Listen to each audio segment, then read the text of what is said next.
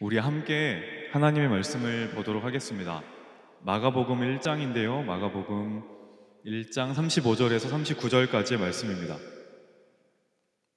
마가복음 1장 35절에서 39절까지의 말씀을 함께 교독하고 마지막은 합독하도록 하겠습니다. 제가 먼저 35절을 읽겠습니다. 새벽 아직도 밝기 전에 예수께서 일어나 나가 한적한 곳으로 가사 거기서 기도하시더니 만나서 이르되 모든 사람이 주를 찾나이다.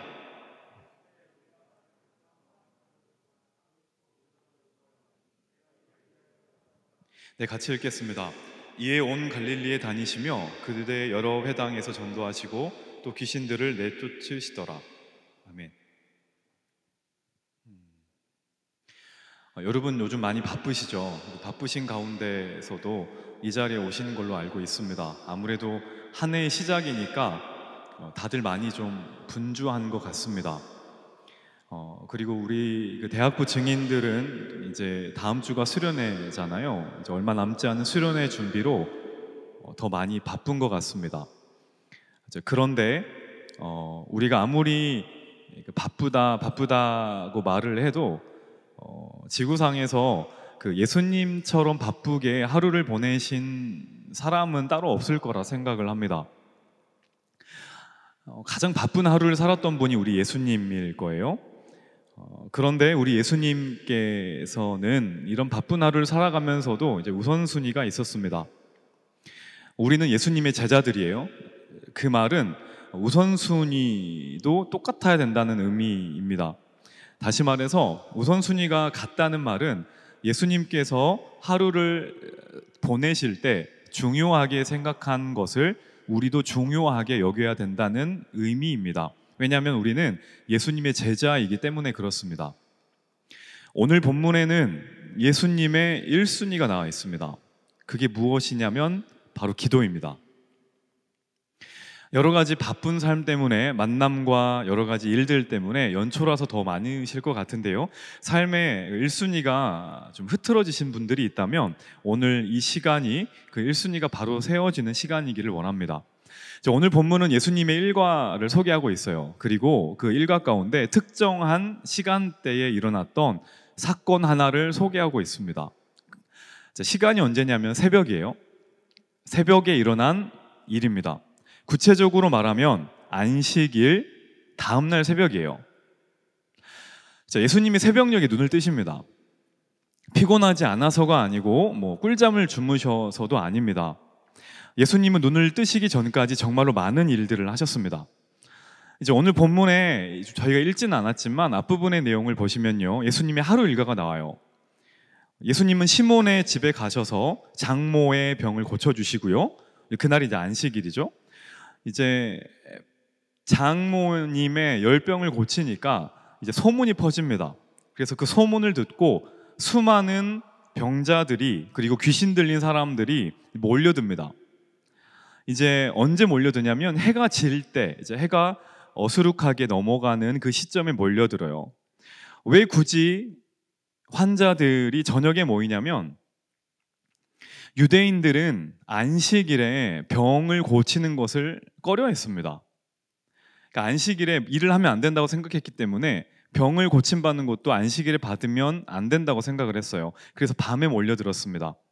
우리는 하루의 시작이 그 아침이잖아요. 엄밀히 말하면 그 자정인데 당시 유대 사회에서 하루의 시작은 저녁이었습니다. 그러니까 이제 해가 딱 넘어가자마자 그 다음 날이 시작된 거예요. 그러니까 이제 안식일이 아닌 겁니다. 그러니까 병을 고쳐도 이들이 마음 가운데 불편함이 없는 거예요. 그러니까 사람들이 벌떼처럼 몰려온 겁니다. 왜 여러분 이런 뉴스나 이런 광경 한번 보셨죠? 어떤 대형마트 이런 데에서 폭탄 세일을 한다고 해봐요. 그러면은 예를 들어 11시나 10시쯤에 그 매장이 문을 연다라고 할 때 그 앞에 사람들이 길게 줄을 서 있죠. 그리고 나서 개장 시간이 되면은 땡 하면은 엄청나게 뛰어가는 걸 볼 수 있죠. 대충 지금 그런 상황인 겁니다. 예수님께서 이렇게 어마어마하게 몰려든 사람들을 다 하나하나 고치십니다. 그리고 한 명 한 명의 이야기도 들어주세요. 상담도 하십니다. 그 많던 사람들이 이제 돌아갑니다. 그리고 예수님께서 잠깐 눈을 붙이십니다. 그리고 일어나세요. 그때가 언제냐면 이제 오늘 본문 35절에 나와 있는 시간이에요. 이때가 예수님이 일어나신 시간입니다. 한번 같이 읽어볼까요? 빨간색 좀 표시된 데가 있는데 시작. 새벽 아직도 밝기 전에라고 나와요. 자, 언제 일어나냐면 해가 뜨기 전입니다. 그러니까 당시 한 시간으로 한 3시부터 6시 사이 정도 된 것 같아요. 한번 생각해 볼게요.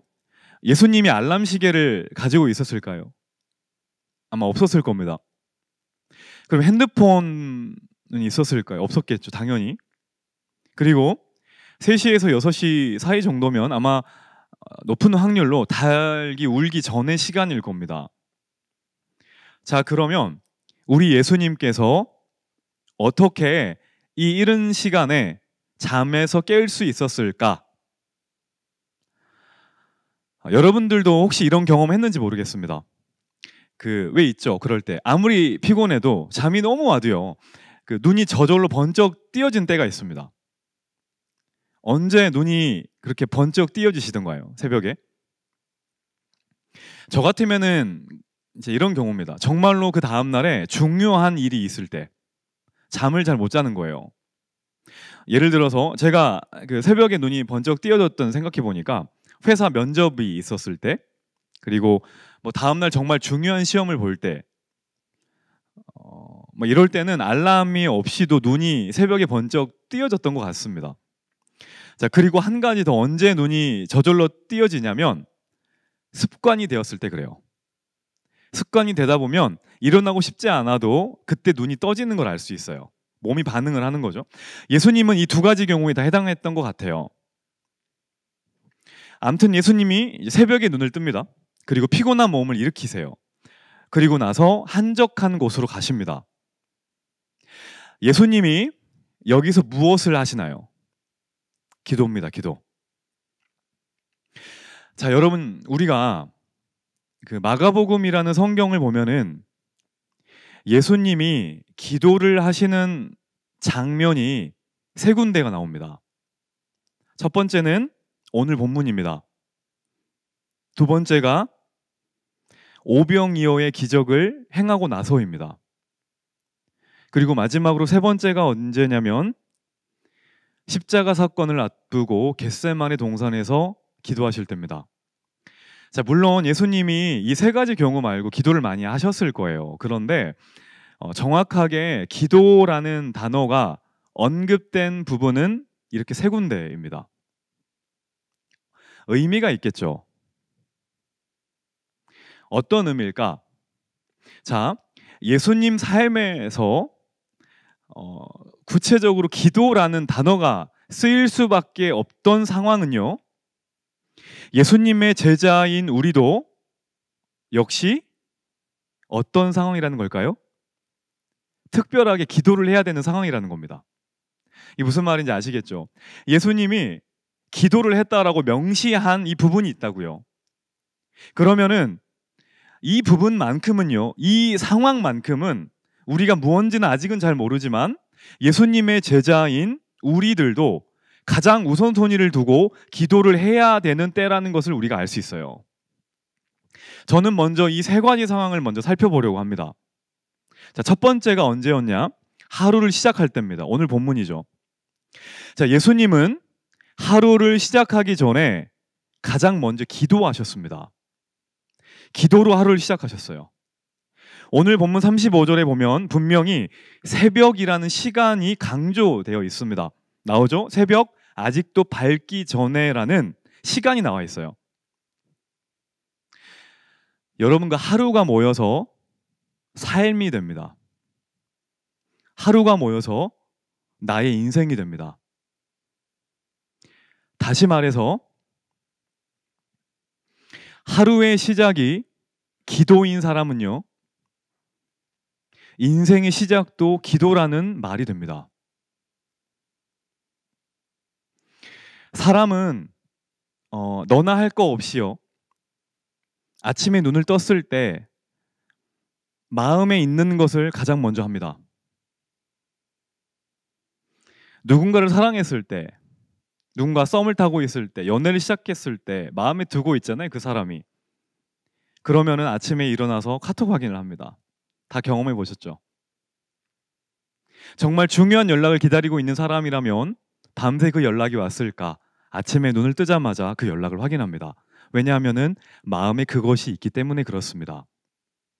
자, 그게 아니라면 습관이 되어 있는 것을 가장 먼저 합니다. 여러분, 한 주간의 삶을 한번 돌이켜 봤으면 좋겠어요. 우리가 아침에 눈을 떴을 때 나는 무엇으로 하루를 시작하는 사람인가요? 그것이 내 마음에 있는 겁니다. 그리고 그것이 나의 습관이라는 거예요. 자, 예수님은 하루를 시작할 때 기도를 했습니다. 우리도 하루 시작할 때 기도를 해야 한다 이 말이에요. 자, 두 번째, 또 언제가 우리가 기도할 때이냐? 내 영향력과 내 인기가 절정에 달할 때입니다. 자, 예수님이 기도해요. 언제 기도하시냐면 남들이 다 잠들어 있는 새벽 시간에 기도를 해요. 자, 이 말은 이른 시간이라는 말 외에요, 한 가지 의미가 더 있습니다. 그것은 그 새벽이라는 시간적인 의미보다도 남들 모르게라는 상황이 더 강조된 구절이에요. 이게 무슨 말씀인지 아시겠죠? 자, 새벽을 강조하는 거는 시간의 의미도 있지만 남들 모르게라는 말이 더 들어가 있는 겁니다. 예수님이 왜 남들 모르게 기도했을까요? 너무나 많은 사람들이 예수님을 찾으니까 그랬어요. 예수님을 유대인들의 왕으로 삼으려고 하니까, 자기들의 만족을 위한 정치적인 수단으로 삼으려고 하니까 예수님이 피하는 겁니다. 다시 말해서 새벽 일찍이란 말은 시간이 중요하다는 말도 있지만 그것 더하기 상황이 중요한 겁니다. 그래서 예수님이 굳이 어디서 기도하시냐면 한적한 곳에서 기도하세요. 자, 여러분, 예수님이 마귀에게 시험을 받는 곳이 있죠. 그곳이 어딘가요? 광야입니다. 광야와 오늘 나온 한적한 곳은 같은 단어입니다.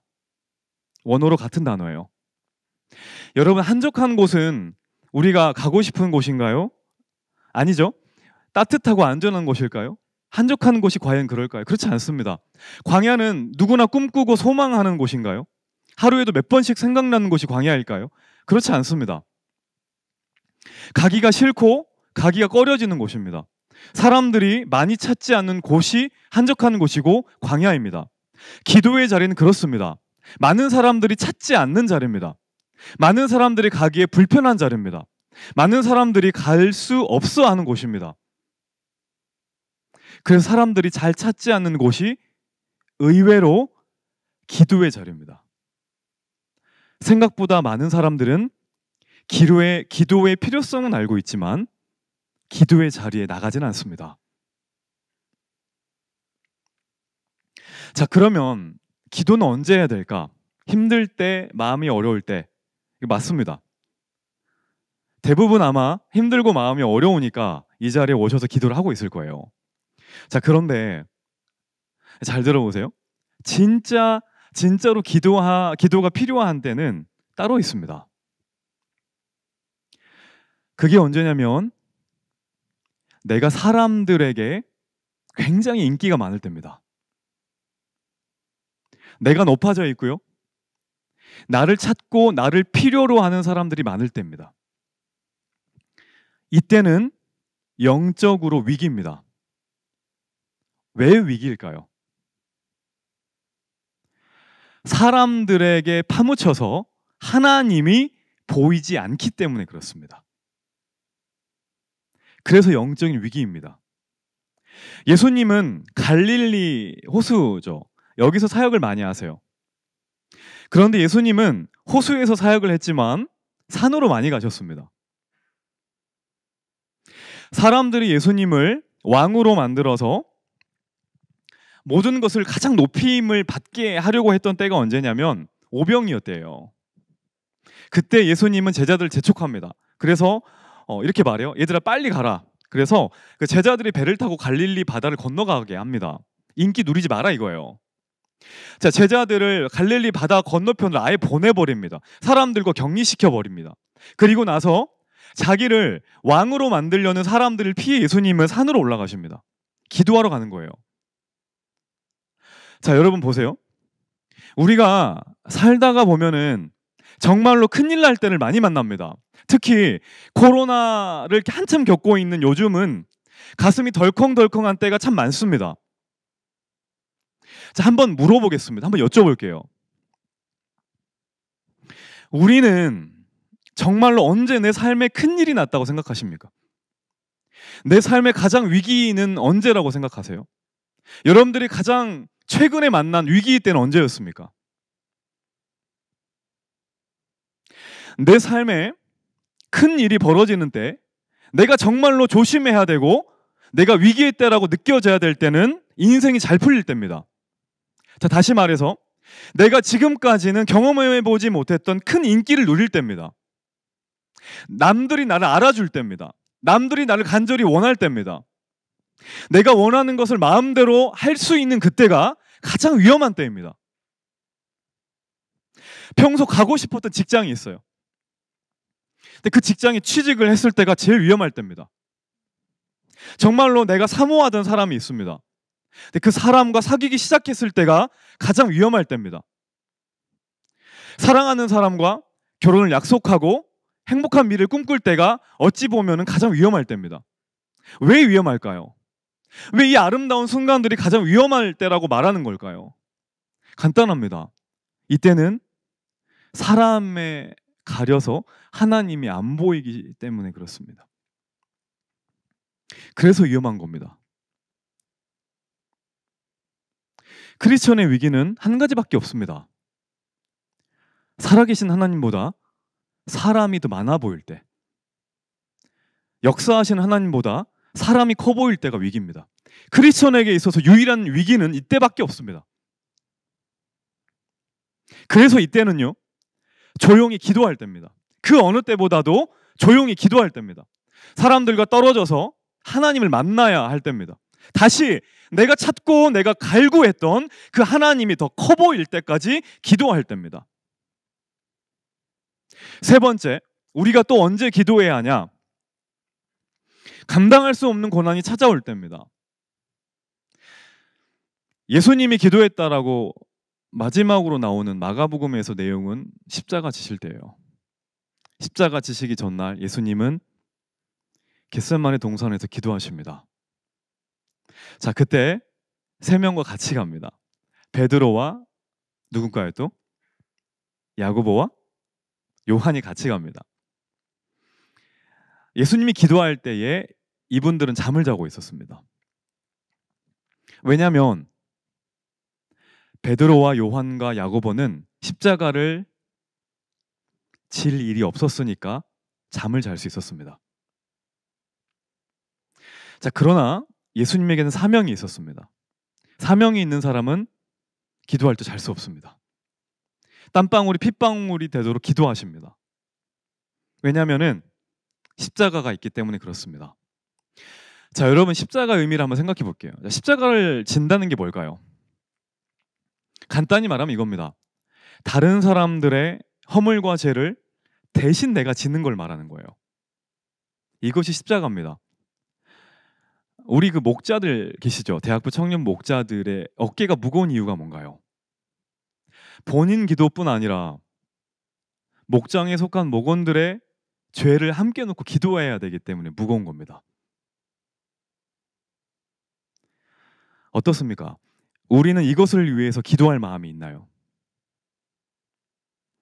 따로 한적한 곳에 가서 나의 기도 제목과 나의 소원이 아니라 다른 사람들, 눈에 보이는 내 직장 동료의 허물과 죄를 놓고 기도할 마음이 나에게는 있냐 이 말입니다. 우리가 살다 보면은 내가 감당해야 되지만 내 눈에 보이지만 내 능력으로는 도저히 기도할 수 없는 것들이 있습니다. 내 능력으로는 도저히 감당할 수 없는 것이 있습니다. 오늘 이 자리에 그런 분들 계시죠? 바로 지금 이 순간이 기도할 때입니다. 우리가 예수님께서 기도하셨던 세 가지 경우를 살펴봤습니다. 공통점이 있어요. 그게 뭐냐면 곧 기도의 특징이기도 합니다. 기도는 자발적으로 할 수 있는 게 아닙니다. 기도는 나의 의지를 거스르는 겁니다. 기도는 하고 싶을 때 하는 게 아닙니다. 기도는 결단입니다. 기도는 습관입니다. 몸에 인배기도를 해야 됩니다. 예수님도 습관을 쫓아 기도했다고 나와요. 좋아서 기도했다라는 표현 나오지 않습니다. 예수님은 성령에 쫓아서 습관을 쫓아서 기도했다고 나와요. 그게 힘든 겁니다. 예수님에게도 기도하고 싶지 않은 수많은 유혹이 있었습니다. 예수님에게도 기도를 할 수 없을 것 같은 어려운 상황이 있었습니다. 이게 우리도 마찬가지 아닙니까? 우리 인생은 다 위기입니다. 우리가 높아질 때도 위기이고요. 가장 낮은 상태에 있을 때도 위기입니다. 코로나가 유행을 해도 위기이고, 코로나가 물러나도 우리 인생은 위기입니다. 코로나가 다 사라진다고 해서 내 삶에 위기가 찾아오지 않을까요? 저는 그렇게 생각하지 않습니다. 높아져도 위험하고 낮아져도 위험합니다. 코로나가 창궐을 할 때도 위험하고요. 코로나가 사라져도 위험한 게 우리입니다. 그래서 우리는 늘 기도해야 합니다. 그래서 예수님께서 쉬지 말고 기도하라고 하는 겁니다. 그것을 직접 보여주신 분이 누구냐면 예수님이에요. 예수님은 기도는 이렇게 해라라고 말만 하지 않았습니다. 다시 말해서 주기도문만 말로 알려주신 것이 아니라는 거예요. 삶으로, 행동으로, 몸으로 직접 기도를 보여주셨습니다. 이런 말이 있어요. 행동으로 직접 한 것만이 기억된다라는 말이 있습니다. 기도도 마찬가지입니다. 예수님도 기도했습니다. 그런데 어떻게 우리가 기도를 안 해요?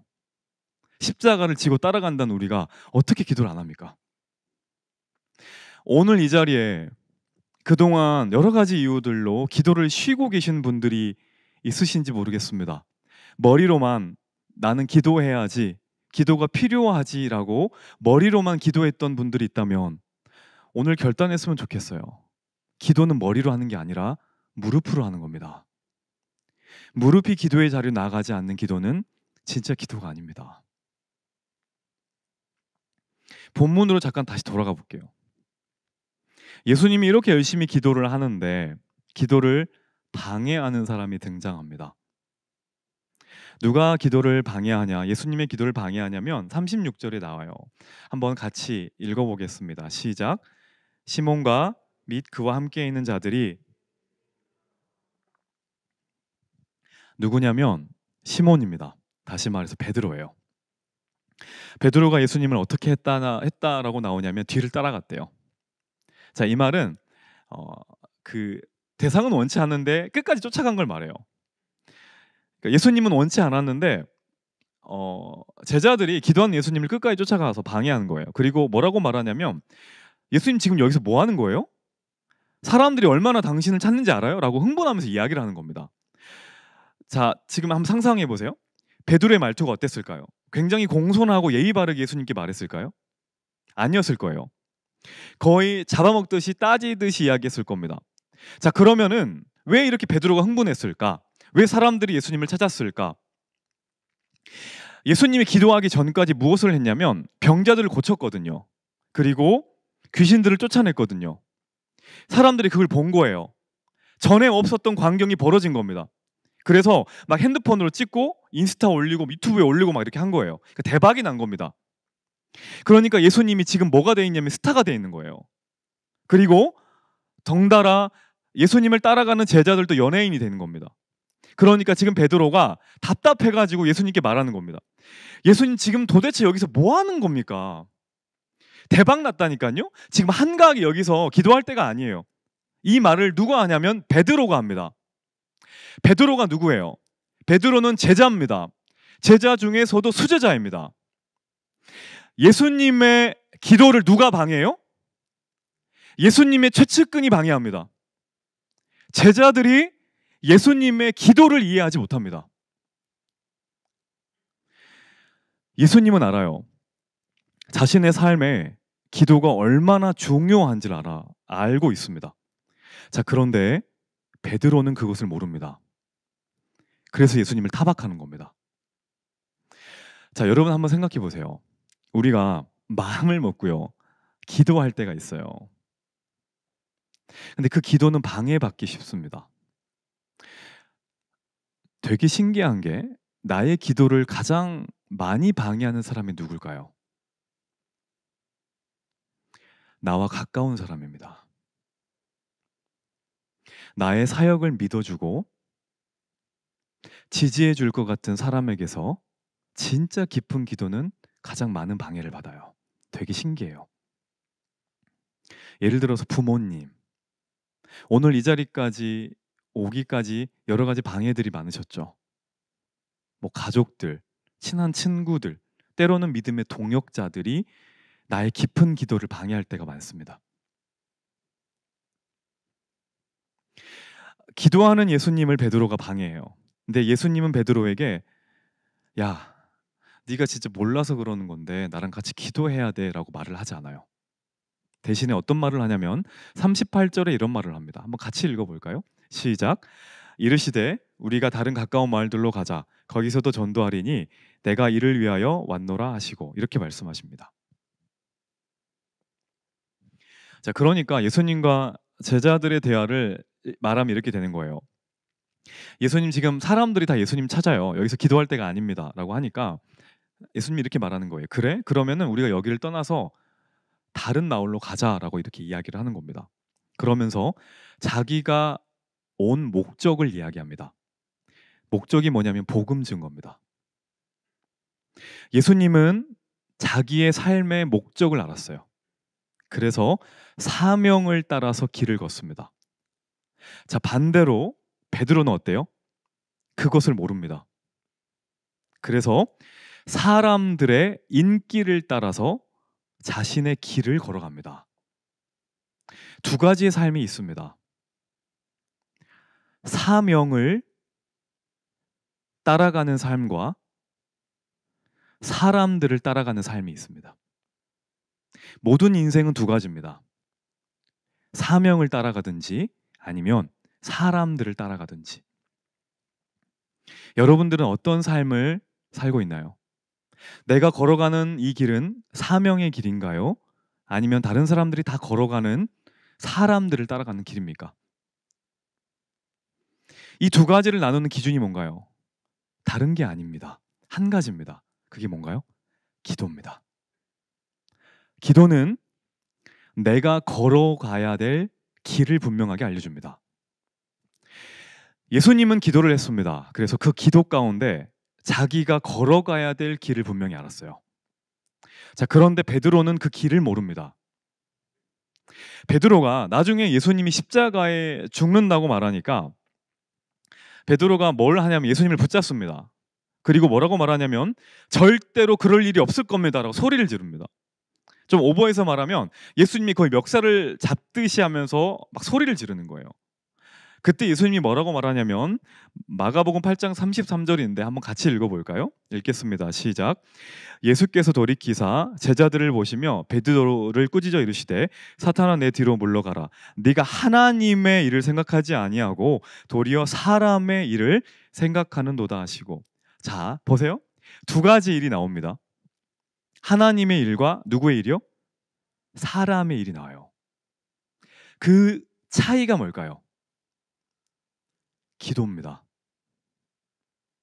자, 여러분, 우리가 교회에서 일을 한다고 그 교회에서 일을 하는 모든 것이 하나님의 일인 것은 아닙니다.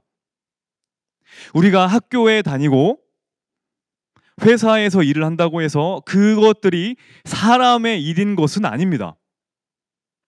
그 기준은 장소가 아닙니다. 기도의 유무입니다. 아무리 교회에서 일을 한다고 해도 기도가 없으면 그것은 사람의 일입니다. 내가 목자로서의 사명을 감당하고 있다 할지라도 내 삶에 기도가 사라져 있으면 그것은 사람의 일입니다. 하지만 내가 학교에서 공부를 하고 회사에서 일을 할 때 기도하면서 그것들을 감당한다면 그것은 하나님의 일입니다. 우리에게 기도가 있을 때 생각할 수 있는 게 뭐냐면 하나님의 일입니다. 하나님의 일은 기도 없이는 생각할 수도 없습니다. 기도가 없는 사람은 항상입니다. always, 항상 사람의 일을 생각합니다. 그래서 교회에 있어도 사람의 일을 합니다. 기도가 없으면 절대로 하나님의 일을 알지 못합니다. 그래서예요. 기도하지 않으면 자신의 사명을 알지 못합니다. 내가 걸어가야 될 길을 모릅니다. 여러분, 사탄이 가장 많이 방해하는 게 있습니다. 사탄이 가장 많이 방해하는 게 뭐냐면 기도입니다. 왜냐하면 기도를 하지 않으면 자기 길을 모르거든요. 그래서 사탄은 기도를 공격합니다. 어떻게 공격할까요? 이게 중요하겠죠. 사탄이 우리의 기도를 어떻게 공격할까요? 여러분도 아마 많이 받아보셨을 겁니다. 사탄은 절대로 기도하지 말아라고 공격하지 않습니다. 사탄은 이렇게 말합니다. 기도해라. 다만 다음부터 해라고 합니다. 이게 사탄의 공격 방식입니다. 나도 알아. 기도 굉장히 중요하지. 그런데 내일부터 해라고 합니다. 그 일 굉장히 중요해. 그러니까 그 일 먼저 하고 기도해. 이게 사탄의 공격입니다. 그래서 다 넘어지는 겁니다. 사탄이 기도를 공격하는 건 한결같습니다. 다음에입니다. 다음에.